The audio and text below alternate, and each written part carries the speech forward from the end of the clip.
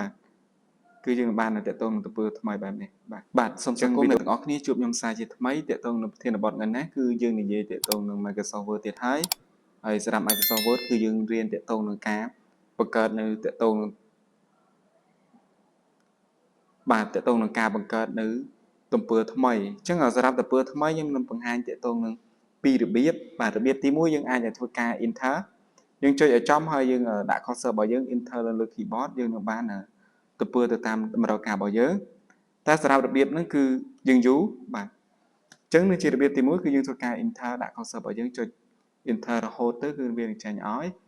ហើយសម្រាប់របៀបទី2បាទគឺយើងចូលមកកាន់ tab insert ហើយរើសពាក្យតទៅនឹង print page បាទអញ្ចឹងយើងចុច print page បែបនេះគឺលឿនបាទគឺយើងបានតទៅនឹងទំព័រថ្មីបែបនេះបាទអញ្ចឹងវីដេអូរបស់ខ្ញុំមានតែប៉ុណ្្នឹងទេសង្ឃឹមថាទាំងអស់គ្នាយល់បាទហើយបើសិនតែមានខុសឆ្គងក៏សូមខន្តីអធិស្ឋាន